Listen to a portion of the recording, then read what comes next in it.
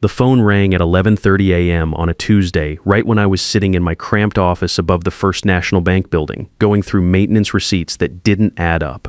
The fluorescent light overhead buzzed like an angry wasp, and I could smell burnt coffee from the diner downstairs mixing with the musty scent of old carpet. I saw Victor's name on the screen and smiled. Maybe he was calling about the Henderson property's leaky faucet, or to ask if the kids could come swim in my backyard pool this weekend. My name is Harold Pierce, I'm 62 years old, and I never imagined that phone call would shatter everything I thought I knew about my son. I picked up expecting our usual chat about tenant complaints or overdue rent checks. Instead, Victor's voice came through cold and rushed, like he was calling from a busy airport terminal with flight announcements echoing in the background. "Hey Dad, quick update, we moved to Florida last week. Patricia got transferred for work, forgot to mention it earlier." The words hit me like a sledgehammer to the chest. I set down my coffee mug so hard it rattled against the metal desk, spilling brown liquid across the stack of invoices I'd been reviewing. Through my second-floor window, I could see the parking lot where Victor usually parked his BMW when he stopped by to discuss business. "You moved to another state? When exactly were you planning to tell me about this?" "Things happened fast," he said, and I could hear Patricia's voice sharp in the background, telling him to wrap it up quickly. The company offered her a promotion she couldn't refuse. We had to pack everything and drive down within a week. The kids are adjusting fine to their new school. I stood up from my creaky desk chair, my legs feeling unsteady. Eugene and Susan, my 10 and 8-year-old grandchildren, had just vanished from my life without so much as a goodbye hug. Every Tuesday after school, they'd climb those narrow stairs to my office, backpacks bouncing, asking if Grandpa Harold had any peppermints in his desk drawer. "Victor, you're telling me you packed up my grandchildren and moved them 1,000 miles away, and it just slipped your mind to mention it. Look, Dad, we've been crazy busy. New house, new schools for the kids, Patricia's new job training. We'll video call you soon, okay? I gotta run. The movers are still unloading at the new place." The line went dead. I stared at the phone for a full minute, then walked to the window overlooking the small shopping plaza where half my rental income came from. This wasn't just forgetting to mention something, this was deliberate abandonment. After my wife Dorothy passed away 3 years ago from cancer, I'd thrown myself into expanding our little real estate business. Pierce Properties wasn't much to look at, -10 rental units scattered around town and this office building I'd bought from old Mr. Peterson when he retired. But it was honest work that Dorothy and I had built together, brick by brick, tenant by tenant. The portfolio included 4 duplex units on Maple Street where young families rented, 3 single-family homes near the elementary school, 2 apartments above the hardware store on Main, and 1 small house I kept for Eugene and Susan to inherit someday. Plus this office building with its 6 small business tenants, the insurance agency, the tax preparer, a beauty salon, a computer repair shop, and 2 empty spaces I'd been trying to fill. Victor had been helping me manage the day-to-day operations, especially after Patricia kept pushing him to modernize the business and think bigger about investments. He'd taken over most of the bookkeeping, set up online banking to make things more efficient, and handled contractor relationships while I focused on tenant relations. I spent the rest of that afternoon calling the rental properties, just to keep my hands busy and my mind off the empty feeling in my chest. Mrs. Rodriguez at the Maple Street duplex asked when I was bringing the grandkids by again. They'd promised to help her plant tomatoes this spring. Old Mr. Murphy at the Main Street apartment mentioned he hadn't seen Victor's BMW around lately and wondered if everything was okay with the family. That evening, I sat at my kitchen table in the house Dorothy and I had shared for 30 years. The silence felt different now, not just the quiet of living alone, but the echo of being forgotten by my own son. I pulled out all the financial records from the past 18 months, spreading bank statements and invoice folders across the scratched oak surface where we'd shared thousands of meals. Dorothy had always handled our books with military precision, color-coding expenses, and keeping meticulous records in her neat handwriting. After she died, I'd gradually let Victor take over more of the paperwork. He'd said it would free me up to focus on what I did best, talking to tenants, handling maintenance personally, building relationships in the community. As I opened the first folder marked Maintenance 2023, something made my stomach drop. The expenses had nearly tripled since Victor took over the books. According to these invoices, we'd spent $47,000 on plumbing repairs alone in the past year. But I knew every pipe and fixture in those buildings like I knew the lines on my own hands. Most of them were only 5 years old, installed when Dorothy was still alive and insisting on quality work. I grabbed the folder marked Contractor Payments and started dialing the companies listed on the invoices. My hands were shaking slightly as I punched in the numbers. The first 3 were disconnected. The 4th rang through to a pizza place in Tampa. The fifth was a landscaping company that had never heard of Pierce Properties. By 10 p.m., I'd confirmed what I was afraid to admit, at least $180,000 in payments to fake contractors over 18 months. My own son had been systematically stealing from the family business, using my trust and Dorothy's memory as cover for his scheme.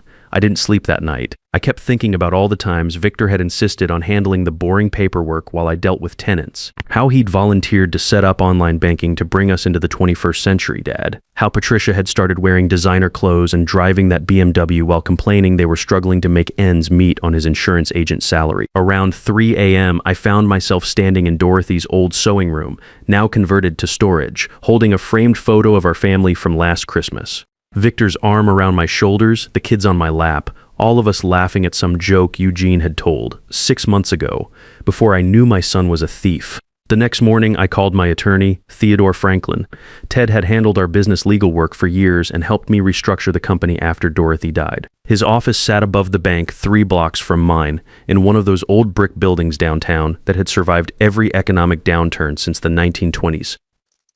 "Harold, I hate to say this," Ted said after I explained the situation, leaning back in his leather chair surrounded by law books and case files. "But you need to assume this is worse than what you've found so far. If Victor's been this systematic about covering his tracks, there's probably more." Through Ted's window, I could see the courthouse where Dorothy and I had gotten married 35 years ago.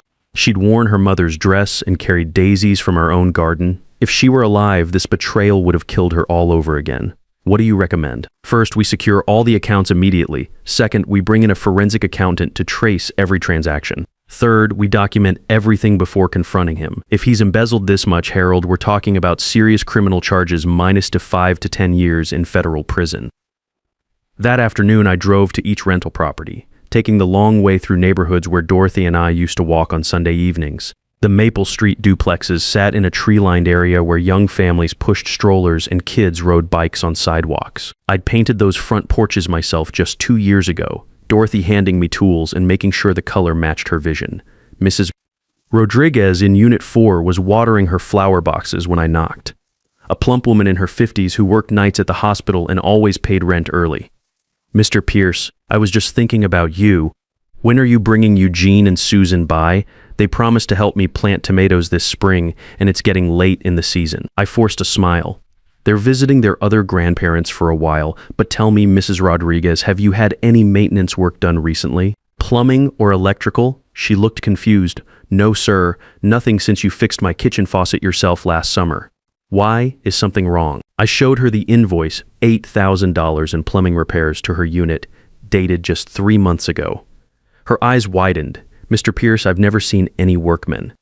"This is crazy, minus $8,000? For what?"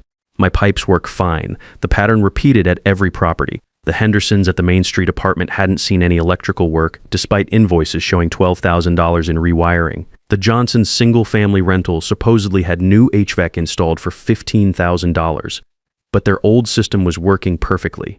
By evening, I had visited all 10 properties. Not one tenant had received the maintenance work documented in our books. The next day, I drove to our storage unit where we kept extra appliances and maintenance supplies. Leonard, our part-time maintenance supervisor, was there organizing tools. A reliable guy in his 60s who'd worked construction his whole life before semi-retiring. "Leonard, I need to ask you about some recent work orders." I handed him the stack of invoices. He scratched his gray head, squinting at the paperwork. "Mr. Pierce, I haven't ordered any electrical work in 2 years. These invoices, I've never seen them before, and this plumbing company, Premium Solutions, never heard of them. What about these heating repairs at the Johnson place? Their HVAC is only 3 years old. Works fine. I was just there last month fixing a loose vent cover. Took me 20 minutes. Leonard's weathered face creased with worry. "Is someone trying to scam you?" "Someone was scamming me, all right. My own son. That weekend was the longest of my life." I kept looking at photos of Eugene and Susan scattered around the house, school pictures on the refrigerator, swimming photos from last summer, their artwork taped to my office wall. How would I explain to them someday that their father had stolen their inheritance, that Grandpa Harold had to choose between justice and family peace? I thought about Dorothy constantly. She'd always been the backbone of our family, the one who insisted on doing things right, even when it was harder. "Harold," she used to say, "raising children means teaching them consequences. Love without boundaries isn't love, it's enabling." Monday morning, I met with Ted's recommended forensic accountant. a sharp woman named Linda Walsh who specialized in family business fraud. Her office was sterile and efficient, with computer monitors displaying spreadsheets that looked like code to me. Mr. Pierce, your son was very clever, she said, pointing to a complex web of transactions on her screen. He created an elaborate system of fake companies, phony invoices, and unauthorized transfers. Look at this. Creative Solutions LLC, Premium Maintenance Services, Elite Property Care, all registered to P.O. boxes that don't exist. The numbers were staggering. Victor had even forged my signature on several checks over $10,000 using a technique so good it had fooled the bank's verification system. Where did the money go? I asked, though I dreaded the answer. Linda clicked through another screen showing credit card payments, luxury purchases, and what appeared to be gambling debts. Mostly lifestyle maintenance. Your daughter-in-law's BMW lease, designer shopping, expensive restaurants, private school tuition bumps, and about $40,000 to an online casino account. My son wasn't just a thief, he was a gambling addict who'd used our family business as his personal ATM. On Friday morning, as I sat in my office looking out at the parking lot where Victor's BMW used to sit, my phone rang. His name appeared on the screen, and for a moment, my heart fluttered with that old paternal hope. Maybe he was calling to confess. Maybe he'd found his conscience. Dad, I tried to access the business account online and it's not working. Did you change the passwords? I'd been dreading this call, but I was ready. Through my office window, I watched a young mother pushing a stroller past the bank, probably heading to the park where I used to take Eugene and Susan for ice cream. Normal life continuing while my world crumbled. Yes, I did. We need to talk, Victor. In person. About what? Look, if this is about us moving, I'm sorry we didn't give you more notice. But Patricia's opportunity was time sensitive, and we had to. It's not about moving. It's about the $180,000 you've stolen from the company. Silence. Long, guilty silence. I could hear traffic in the background, probably Patricia asking what was wrong, maybe the kids playing video games in another room of their fancy Florida apartment. Dad, I can explain. You can explain it to Ted Franklin. My office, Monday at 2 p.m. Bring Patricia if you want, but come prepared to answer questions about Creative Solutions LLC, Premium Maintenance Services, and about 15 other companies that don't exist except on the invoices you created. Dad, listen, I was going to pay it all back. The business was stagnating, and I thought if I could just get ahead of some personal debts, I could focus on growing the company for all of us. Patricia's been under so much pressure at work, and the kids needed. The rationalization in his voice made me angrier than the theft itself. Here he was, 35 years old, trying to justify stealing from his children's inheritance with the same tone he'd used at 8 years old when caught breaking Dorothy's china cabinet. Victor, you stole from your children's inheritance. You forged my signature. You lied to my face for over a year while sitting at my dinner table, eating my food, taking money from my wallet to buy ice cream for those same children. Don't talk to me about growing anything except your own bank account. We can work this out as a family. No. We'll work it out in a lawyer's office with documentation and legal agreements. See you Monday. I hung up and immediately called Ted. He knows we're onto him. Move faster on securing everything. That weekend dragged by like a funeral procession. Saturday morning, I sat in Dorothy's favorite chair on the back porch, drinking coffee from the mug she'd bought me for Father's Day 10 years ago, world's best grandpa in faded blue letters. The garden she'd planted was in full bloom, roses and daisies, creating the riot of color she'd always loved. I kept thinking about the conversation I'd have to have with Eugene and Susan someday. How do you explain to a 10-year-old that his father is a thief? How do you tell an 8-year-old girl that daddy stole money meant for her college fund? Sunday evening, Victor called again. This time I could hear Patricia in the background, her voice shrill and panicked. Dad, Patricia wants to talk to you. She thinks we can explain everything. I heard the phone being passed, then Patricia's voice, artificially sweet the way it got when she wanted something. Harold, there's been a misunderstanding. Victor was making improvements to the business. Everything he did was for the family's benefit. We're willing to sit down, and Patricia, your husband committed embezzlement and forgery. There's no misunderstanding about felony crimes. You're being dramatic. This is family business. We can handle it privately. You're right, it was family business, until your husband made it criminal business. Monday came with a thunderstorm that matched my mood. I arrived early at Ted's office, an imposing space with dark wood paneling and law books that seemed to weigh down the air itself. The conference table was mahogany, polished to reflect the overhead lights, surrounded by leather chairs that had probably witnessed thousands of difficult conversations. Ted had prepared meticulously. 3 neat stacks of documents sat at one end of the table, Minex bank records, forged signatures, fake invoices. A digital projector was set up to display the forensic accountant's findings. This wasn't going to be a family discussion, this was a prosecution. Victor showed up alone, looking like he hadn't slept in days. His usually perfect hair was disheveled, his shirt wrinkled, his confident swagger replaced by the nervous fidgeting of a man who knew he was trapped. He kept glancing at the documents like they might bite him. "Where's Patricia?" I asked. She thought it would be better if I handled this myself. Translation, she'd sent him to face the consequences alone while she protected herself. Ted laid out the evidence methodically, his voice professional and cold. Bank records showing unauthorized transfers, forged signatures that handwriting experts had confirmed were fake, screenshots of the luxury purchases made with diverted company funds, Patricia's BMW lease, designer handbags, expensive dinners, private school tuition bumps, and that damning $40,000 in online gambling debts. "The way I see it, Victor, you have two choices," Ted said, sliding a thick document across the polished table. "Option 1. We file criminal charges for embezzlement, fraud, and forgery. You're looking at 5 to 10 years in federal prison, and your children will visit you through bulletproof glass. Option 2. You sign this restitution agreement and civil judgment." Victor's hands shook as he read the terms: full repayment of $180,000 over 7 years, immediate removal from all company accounts and operations, supervised visitation with the children only. He couldn't take them overnight without my written permission, a public admission of embezzlement in a notarized statement, and a personal guarantee that if he missed even one payment, criminal charges would be filed immediately. "Dad, this will ruin my career. No one in insurance will hire me if this gets out." I looked across that mahogany table at my son, really looked at him and saw a stranger wearing Victor's face. The boy I'd taught to change oil and balance a checkbook had become someone who'd steal from his own father without hesitation, someone who'd gamble away his children's future and then try to justify it as business innovation. "Your career was built on stolen money," I said quietly. "Maybe it's time you learned to earn things the honest way." Victor stared at the contract for what felt like an hour. Outside Ted's window, I could see people walking to lunch, living normal lives where sons didn't steal from fathers and families stayed together. The rain had stopped, but dark clouds still hung over downtown like a threat. "If I don't sign this, you'll really send me to prison," Ted answered before I could. "Mr. Pierce has enough evidence to convict you tomorrow. The DA would love a white-collar case this clean. Embezzlement, forgery, fraud. It's a prosecutor's dream." Victor picked up the pen with trembling fingers. His signature looked nothing like the confident scrawl he'd forged on my checks. "What about Patricia? What about the kids?" "That's not my problem anymore," I said. "You should have thought about them before you started stealing." He signed the papers.